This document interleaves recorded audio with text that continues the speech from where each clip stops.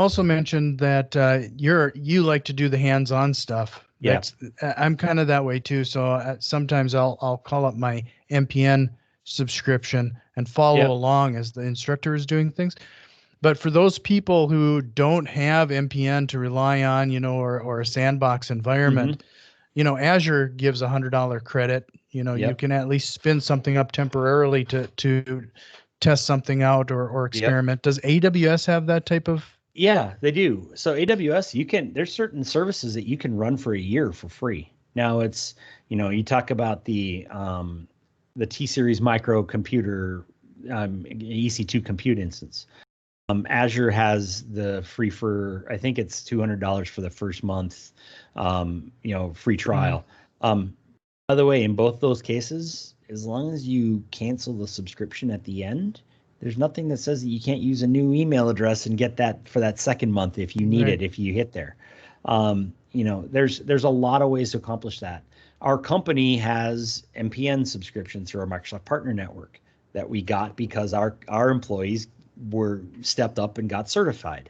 And so that's another scenario where that partner relationship becomes valuable.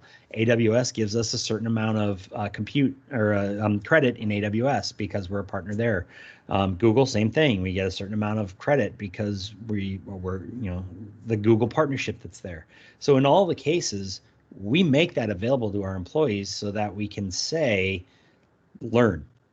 And if you're not there, then find other ways to do it. Heck, if the reality is we're trying to do whatever we can to help improve the overall knowledge across the industry. So, Mhm. Well, we've been going at this for well over an hour now. Is yep. there anything else, any other tips and tricks that we probably should have covered? I'm sure there's 1,000 of them, but um, I think, like I said, it comes back to it from a certification point of view. For me, is um, the best single thing you can do is understand where you want to go. Don't do something because you think it's the right thing to do. Do something because it makes sense to you. If Mhm. you only want to be a security person, then see where you can work in security across multiple clouds or in a single cloud. I only want to be security and I only want to work in Azure. Okay, great. Here's the path for that. Find that path. And once you get in that path, then the next logical steps are here's A and here's B and here's C and here's D. But begin that path. Don't be afraid to fail. That's another, probably I'd say, my biggest thing that I've learned. Um, if you walk in with fear to that exam,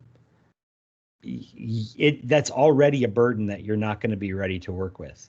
Instead, walk in knowing that you can fail. Failure is just learning another way not to do something, right? Mhm. So don't be afraid to fail. Failure is okay as long as you learn from it. Learn from it, understand what the differences were. We have one engineer who 4 or 5 times the engineer took the exam, AZ 103, and ran into situations every time, whether it's a internet outage or something. And by the time she took it the last time and passed it, she was so stressed going into it, and she shouldn't be. Don't be afraid to fail. If you've got a good leadership, um, and they're worried about you improving yourself, they're going to make sure that that it's okay to fail. Just don't do it twice.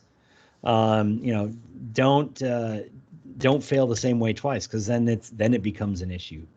Take the Mhm. time, understand what's going on, and don't be afraid to fail. It's okay. So don't do it a No, lot, but don't be afraid to fail. yeah, yeah.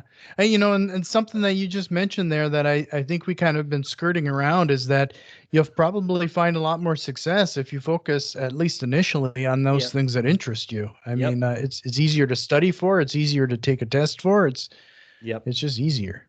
Yep. In all those cases, it's true. So, um, yeah, that would be um, my biggest recommendation.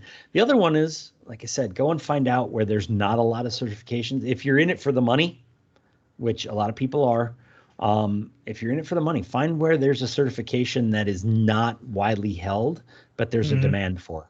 And I will tell you, it's data. Understanding data models is, if you can do that, that has value beyond where I would normally expect it to see right now, because there's just not a lot of people that work in it. Right. Oh, this has been awesome. And I hope everybody definitely has found a lot of value in our chat here today. And I'm going to remind everybody to like, subscribe to the channel. Yes, absolutely. And it really helps everybody not only grow the channel, but other people, if they hopefully help other people find some things that would interest them and help them in their pursuit of a certification. So Thank you thank very you much, again, Aaron. No, my pleasure. Thank you.